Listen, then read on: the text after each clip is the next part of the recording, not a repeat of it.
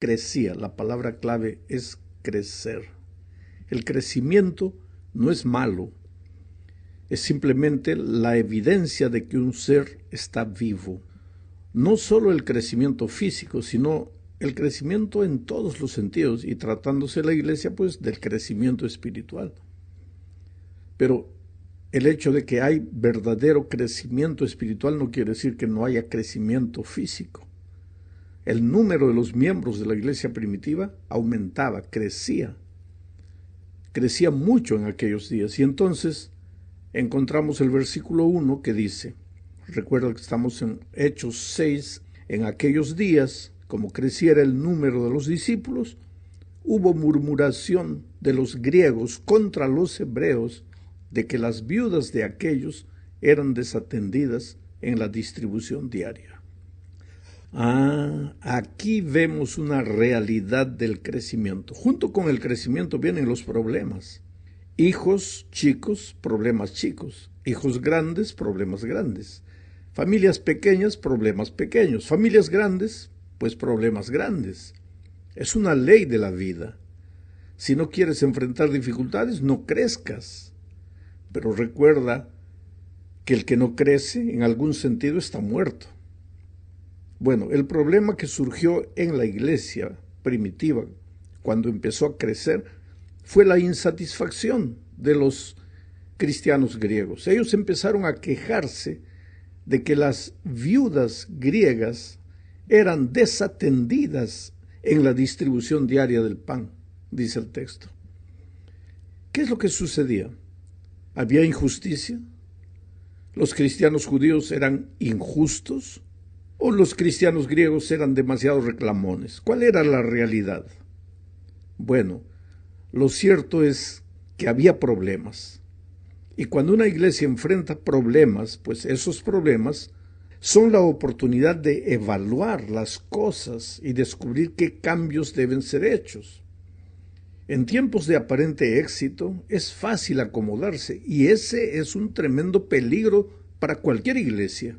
Alguien dijo que el éxito es el nido del año pasado de donde los pájaros ya se fueron, pero tú no te das cuenta a veces de eso. Cualquier iglesia o institución que crea que porque en este momento las cosas le van bien, todo le seguirá yendo bien en el futuro sin que sea necesario algún cambio, está condenada al fracaso. Los apóstoles, delante del problema, analizaron la situación y llegaron, pues, a la conclusión de que algo tenía que ser hecho. Hechos capítulo 6, versículos 2 al 4, relata este incidente de la siguiente manera. Convocaron a la multitud de los discípulos y dijeron, no es justo que nosotros dejemos la palabra de Dios para servir a las mesas. Buscad pues, hermanos, de entre vosotros a 7 varones de buen testimonio, llenos del Espíritu Santo y de sabiduría, a quienes encarguemos de este trabajo, y nosotros persistiremos en la oración y en el ministerio de la palabra. Allí comenzó el ministerio de los diáconos. Fueron los diáconos los que se dedicarían al diaconeo, mientras que los apóstoles continuarían con la diaconía. Ambas palabras griegas están relacionadas con el servicio. Diaconeo con el servicio de las mesas y diaconía con el servicio de la palabra. Te das cuenta que delante del problema que había surgido por causa de la reclamación de algunos, fue necesaria la organización. La organización es parte del crecimiento. Sin organización, por más buena voluntad que exista, se cae más tarde o más temprano en la anarquía, en la cual cada uno hace lo que quiere y todo se transforma en una confusión que no tiene salida. Por lo tanto, cuando alguien dice, yo estoy con la iglesia, pero no quiero saber nada con la organización, no sabes lo que estás diciendo. No hay iglesia sin organización, porque el orden es la base de la organización y el orden es la base de la administración divina. ¿Por qué tú crees que Lucifer se rebeló? Porque no quería el orden. Para todo hay orden en la vida, inclusive para las cosas espirituales, para las cosas de Dios. Vamos a la segunda parte. Hablaremos aquí de uno de los 7 diáconos que fueron nombrados en aquella ocasión. Me refiero a Esteban.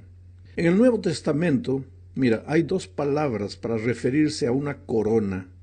La primera palabra es diadema, que significa una corona real, de rey.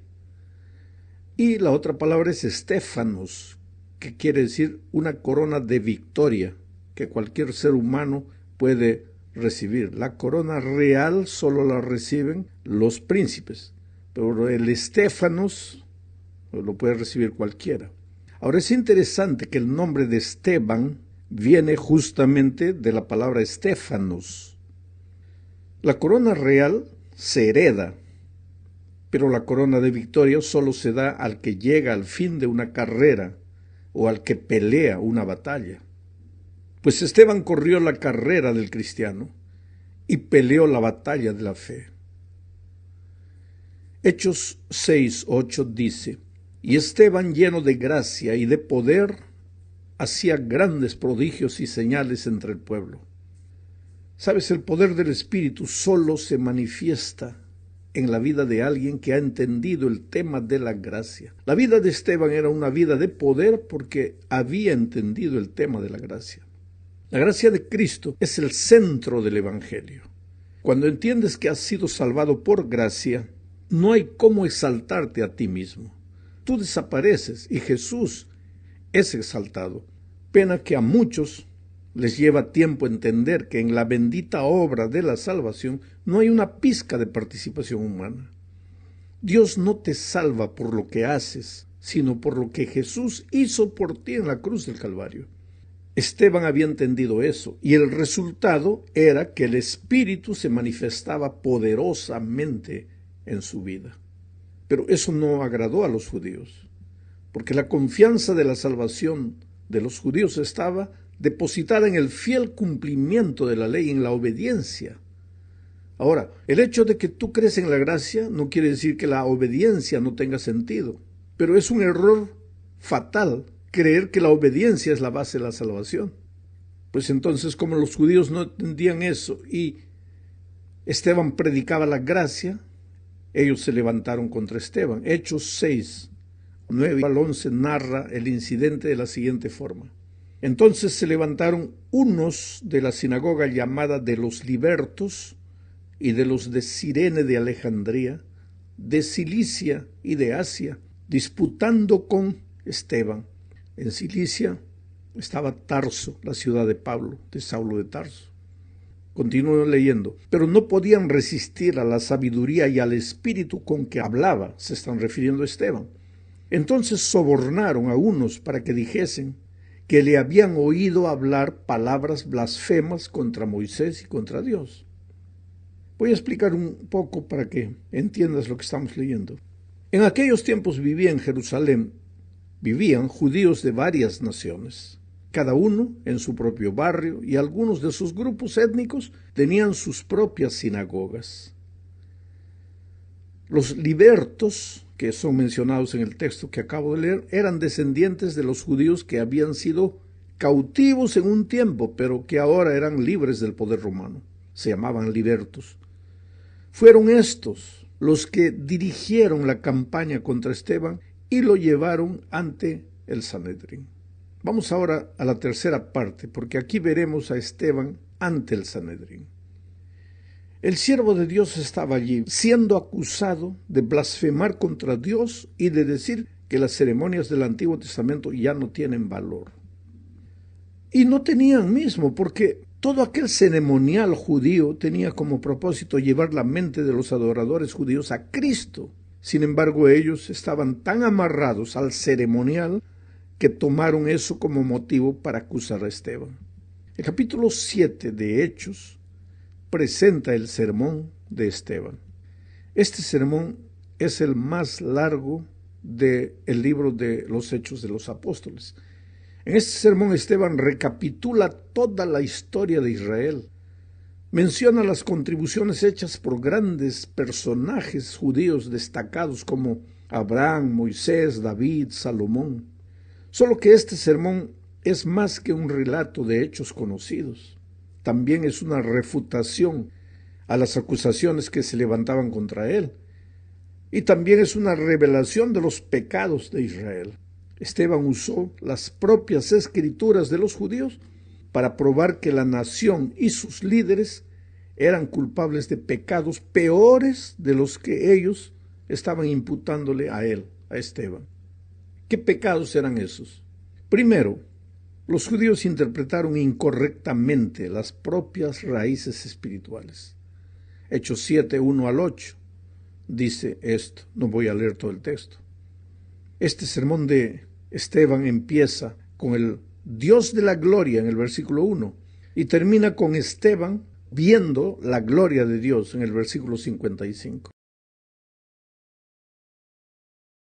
Esa gloria, Dios quería que hubiera sido reflejada en su pueblo, en el pueblo de Israel, en el pueblo judío, pero cuando Jesús vino, pues ellos lo rechazaron porque estaban amarrados a su ceremonial y no vieron a Jesucristo. Uno de los peligros de estar tan amarrados a la tradición, que no tiene base en la Escritura, sino en la costumbre, en la cultura, uno de los peligros de eso es que tú no veas a Jesucristo con claridad. Bueno, el segundo pecado que Esteban menciona de los judíos es que ellos rechazaron a los libertadores que el Señor les envió. Eso está en los versículos 9 al 36. En tercer lugar, ellos desobedecieron la ley. Versículos 37 al 46. Los acusadores de Esteban argumentaban que él estaba contra la ley y sin embargo a lo largo de su historia el pueblo de Israel había sido el verdadero pueblo desobediente. El cuarto pecado que Esteban menciona de los judíos es que ellos despreciaron su templo. Eso está en los versículos 44 al 50. Mira cómo son las cosas. Ellos lo acusaban a él, a Esteban, de querer destruir el templo y sin embargo ellos habían pervertido el verdadero ceremonial del templo. Quinto pecado. Ellos resistieron obstinadamente a su propio Dios y a la verdad. Eso está entre los versículos 51 y 52. Este es el punto culminante del sermón de Esteban. Voy a leer. Duros de cerviz, versículos 51 y 52. Duros de cerviz e incircuncisos de corazón y de oídos, vosotros resististeis siempre al Espíritu Santo, como vuestros padres, así también vosotros. ¿A cuál de los profetas no persiguieron vuestros padres? Y mataron a los que anunciaron de antemano la venida del justo, de quien vosotros ahora habéis sido entregadores y matadores. Tremenda bravura de Esteban. Estaba lleno del Espíritu. Los enfrentó. Ellos lo acusaban a él de ser transgresor de la ley, de querer atacar la tradición del pueblo, de pervertir el templo. Y sin embargo, ellos, los propios judíos, eran los primeros que habían hecho eso. Y Esteban les dice, ustedes lo hicieron. Y cuando vino el Mesías, ustedes lo mataron. Ustedes han sido sus entregadores y matadores. Qué expresiones terribles. Vamos a la cuarta parte de este estudio. Al terminar su sermón, y eso está en Hechos 7, del 54 al 57, voy a leer el texto. Dice, oyendo estas cosas, se enfurecían en sus corazones y crujían los dientes contra él. Pero Esteban, lleno del Espíritu Santo, puestos los ojos en el cielo, vio la gloria de Dios y a Jesús que estaba a la diestra de Dios. Y dijo, he aquí veo los cielos abiertos y al Hijo del Hombre que está a la diestra de Dios. Entonces ellos, dando grandes voces, se taparon los oídos y arremetieron a una contra él. Sabes, la escena que Esteban vio nos transporta al cielo, al momento del juicio. Él estaba siendo juzgado por los hombres en la tierra, pero sin saber ellos serían juzgados un día por Dios en los cielos. Percibe que Esteban era un predicador cristocéntrico. Su mensaje todo fue centrado en el rechazo del pueblo a su único Salvador Cristo. Pero su último mensaje es el tema del santuario y del juicio investigador. El texto dice, pero Esteban, lleno del Espíritu Santo, puestos los ojos en el cielo, vio la gloria de Dios y a Jesús que estaba a la diestra de Dios, y dijo: he aquí veo los cielos abiertos y al Hijo del Hombre que está a la diestra de Dios. Ahora yo te pregunto, ¿tiene para ti esta escena algún parecido con esta otra escena narrada simbólicamente por Daniel 7, 9 y 10? Voy a leer. Estuve mirando hasta que fueron puestos tronos y se sentó un anciano de días, cuyo vestido era blanco como la nieve y el pelo de su cabeza como lana limpia. Su trono llama de fuego y las ruedas del mismo fuego ardiente. Un río de fuego procedía y salía de él. Millares de millares le servían y millones de millones asistían delante de él. El juez se sentó y los libros fueron abiertos. ¿Qué parecido tiene esto que Daniel escribió con lo que Esteban mencionó en su último sermón antes de morir? Naturalmente, el juicio investigador comenzaría solo en 1844, mientras que la oportunidad para el pueblo de Israel estaba terminando en ese momento. Por eso el mensaje de Esteban no tiene un llamado al arrepentimiento. En su sermón, si tú analizas el sermón, no hay llamado al arrepentimiento, porque como nación ya no tenían más oportunidad. Ellos ya no anunciarían más la salvación del mundo como se la había prometido Dios a Abraham. A partir de ese momento, los mensajeros del Evangelio al mundo ya no serían los judíos. Como pueblo, serían los seguidores de Jesús. Judíos o gentiles, pero seguidores de Jesús. Ellos deberían abandonar Jerusalén y dar testimonio a todo el mundo, testimonio del Evangelio. Sin embargo, los judíos podrían salvarse, claro, pero individualmente, ya no como nación. Por eso Esteban oró. Hechos 7, 59 y 60 dice: y apedreaban a Esteban, mientras él invocaba y decía: Señor Jesús, recibe mi espíritu. Y puesto de rodillas, clamó a gran voz: Señor, no les tomes en cuenta este pecado. Y habiendo dicho esto, durmió. Y esa oración intercesora fue respondida poderosamente. Porque aparentemente, ¿quién diría que aquel movimiento de agresión estaba siendo dirigido por Saulo de Tarso, a cuyos pies colocaron las ropas ensangrentadas de Esteban? Y algunos días después, ese Saulo se convierte como resultado, entre otras cosas, de la oración de Esteban en el último momento de vida. Llegamos ahora al fin de este comentario, hablando sobre la propagación del Evangelio a partir de ese momento. ¿Sabes? La muerte de Esteban desató una tremenda persecución contra la iglesia cristiana de aquellos días. Pero la historia ha demostrado que es en la persecución y en las dificultades que la iglesia crece. A lo largo de mi vida, en diferentes países, he visto que cuando la iglesia entra en crisis por algún motivo, no voy a especificar este o aquel motivo, pero cuando la iglesia entra en crisis es ahí que crece, porque es en el dolor que la iglesia testifica. Por donde quiera que los cristianos eran esparcidos en aquellos días, testificaban de Jesucristo. Y la iglesia crecía, ya no solo en Jerusalén, sino donde quiera que los cristianos iban huyendo de la persecución. Hechos 8, 1 y 3 dicen: y Saulo consentía en su muerte, en la muerte de Esteban.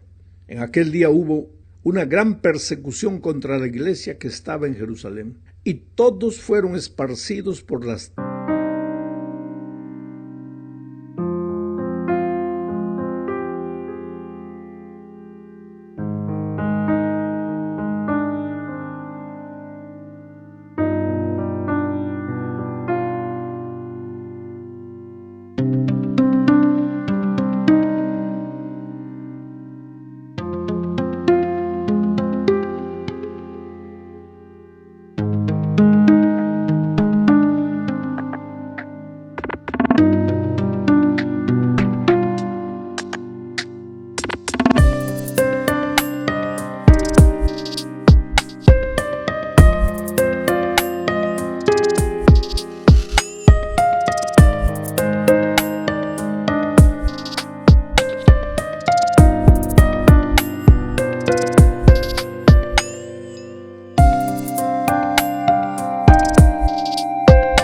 tierras de Judea y de Samaria, salvo los apóstoles. Y Saulo asolaba la iglesia, y entrando casa por casa, arrastraba a hombres y a mujeres, y los entregaba en la cárcel. Saulo entraba casa por casa. ¿Por qué? Porque la iglesia de aquellos días se reunía en las casas.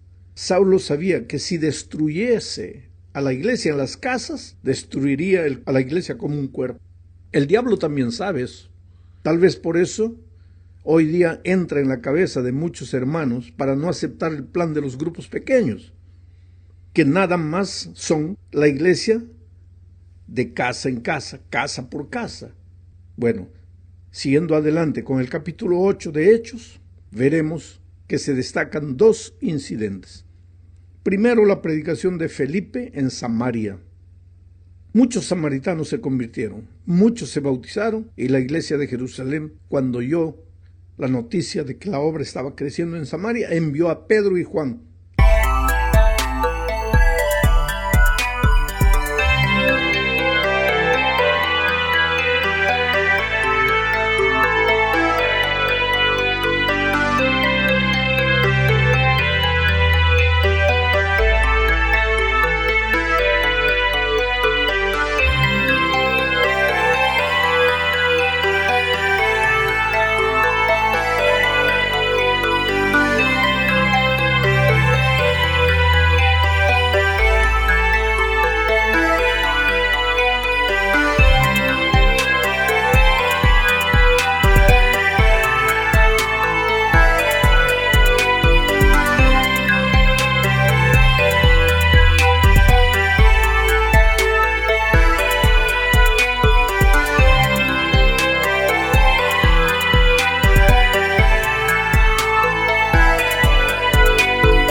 Ayudar a Felipe en ese trabajo de evangelización.